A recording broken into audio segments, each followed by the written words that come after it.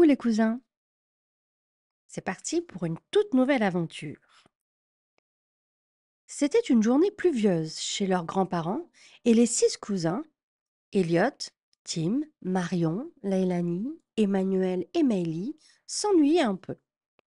Ils avaient déjà joué à tous leurs jeux habituels et regardé leurs dessins animés préférés. Alors, ils décidèrent de fouiller dans le cagibi à la recherche de quelque chose de nouveau. Les cousins ouvrirent les portes grinçantes et commencèrent à explorer le vieux cagibi poussiéreux. Ils fouillèrent dans de vieilles boîtes, tirèrent des couvertures sur d'anciens meubles, et c'est là qu'Emmanuel tomba sur une boîte en carton avec des cassettes étranges à l'intérieur. Qu'est-ce que c'est demanda-t-il en prenant une des cassettes dans la main. Tim, curieux, s'approcha et lut l'étiquette. VHS. Oh, c'est ce que ma maman regardait quand elle était petite, mais moi je n'ai jamais vu ça en vrai. Et ça sert à quoi demanda Marion, en examinant la cassette rectangulaire. Ça se mettait dans une machine, je crois, pour regarder des films, expliqua Meili, fière de son savoir. C'était avant les DVD et avant les tablettes. Le groupe éclata de rire en imaginant à quel point cela devait être compliqué à cette époque. Regardez celle-là, dit Leilani en tirant une cassette du fond de la boîte. Elle s'appelle Bi Bifoc. Bibifoc? Ça me dit quelque chose, réfléchit Tim. Curieux, ils décidèrent de regarder de plus près.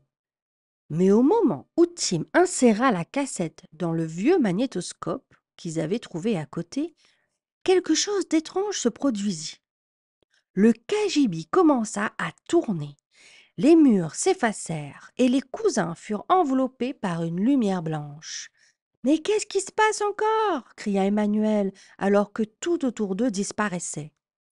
En un clin d'œil, ils se retrouvèrent dans un environnement totalement différent. Fini le cagibi poussiéreux. Ils étaient désormais entourés de neige à perte de vue, de gigantesques glaciers et un océan gelé. On est où s'écria Elliot, plissant les yeux dans le froid. Je crois qu'on est dans l'Antarctique, répondit Tim, stupéfait. Soudain, ils entendirent un bruit. Écoutez, on dirait des cris d'animaux, chuchota Meili en tendant l'oreille. En se retournant, ils virent une petite créature blanche sautillant joyeusement vers eux. C'était un bébé phoque, avec un pelage blanc comme la neige et des yeux noirs tout ronds. Bibi Phoque s'écria Tim, reconnaissant le petit personnage. Mais c'est impossible, Bibi Phoque est un dessin animé, protesta Meili. Bah pas ici apparemment, dit Leilani en souriant. On dirait qu'on est dans ce monde. Bibi Phoque s'approcha d'eux, aboyant joyeusement. Même s'il ne parlait pas, ses gestes étaient clairs. Il avait besoin de leur aide. Il commença à bondir dans la neige, invitant les cousins à le suivre. Je crois qu'il veut qu'on aille avec lui, dit Emmanuel. Sans hésiter, les cousins suivirent Bibi Phoque à travers la neige. La traversée n'était pas facile. Le froid mordait leurs joues et leurs pieds s'enfonçaient dans la neige épaisse. Mais ils étaient tous déterminés à découvrir ce que le petit phoque leur montrait.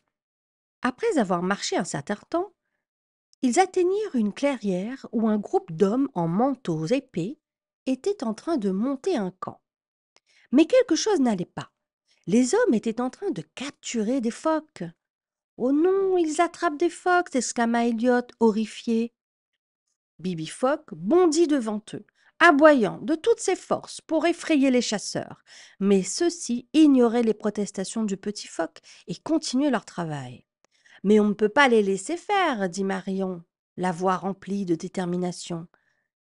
Qu'est-ce qu'on peut faire? On n'a rien pour les arrêter, murmura Leilani, qui était inquiète. Tim réfléchit un instant avant d'avoir une idée. On doit les distraire. Si on arrive à attirer leur attention ailleurs, peut-être qu'on pourra libérer les phoques. Mais comment demanda Marion, nerveuse, mais prête à agir. Regardez là-bas, il y a leur motoneige, dit Tim en pointant du doigt les véhicules garés un peu plus loin. Si on les fait démarrer et qu'on les envoie dans la mauvaise direction, ça devrait attirer leur attention. Les cousins se lancèrent dans leur plan audacieux. Pendant que Bibi Fogg gardait les chasseurs occupés avec ses aboiements, Tim, Emmanuel et Elliot se faufilèrent jusqu'aux motoneiges. Tim, connaissant un peu le fonctionnement des machines, réussit à en démarrer une. Avec un grand vrombissement, la motoneige se mit à avancer toute seule en direction opposée. Ça marche! S'écria Tim alors que les chasseurs se retournaient, surpris par le bruit. Profitant de la confusion, Maylie, Leilani et Marion s'élancèrent pour ouvrir les cages où les phoques étaient enfermés. Les petits animaux s'échappèrent en bondissant dans la neige, enfin libres. Vite, partons avant qu'ils ne se rendent compte de ce qu'on a fait, cria Emmanuel. Les cousins, suivis de Bibi Phoque, coururent à travers la neige. Ils étaient presque hors de portée lorsque l'un des chasseurs les aperçut. Hé! Attrapez-les! Cria-t-il en pointant du doigt les enfants et Bibi Phoque. Les cousins continuèrent de courir aussi vite que possible, mais ils savaient qu'ils ne pourraient pas semer les chasseurs bien longtemps. C'est alors que Bibi Phoque aboya d'un ton plus fort, et soudain un groupe d'adultes apparut. C'étaient des amis humains de Bibi Phoque qui venaient à la rescousse. On est sauvés, dit Elliot en voyant le groupe approcher. Les nouveaux arrivants firent fuir les chasseurs, qui abandonnèrent leurs filets et leurs cages, fuyant à toute vitesse. Les cousins, épuisés mais soulagés, tombèrent dans la neige en reprenant leur souffle.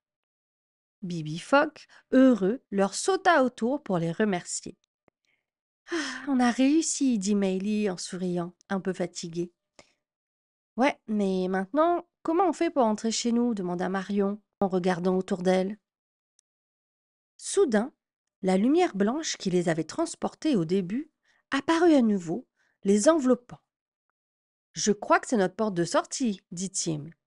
En un clin d'œil, ils se retrouvèrent de nouveau dans le cagibi de leurs grands-parents, entourés des vieilles cassettes VHS. Waouh! Quelle aventure incroyable! Souffla Emmanuel. Et dire que tout a commencé avec une seule vieille cassette, ajouta Elliot en riant. On devrait peut-être voir ce qu'il y a sur les autres VHS, suggéra Maylie dans un clin d'œil. Les cousins se regardèrent, les yeux grands ouverts. Oui, allons-y, s'exclama Marion, qui s'était déjà remise de son aventure. Et ils n'étaient pas au bout de leur surprise.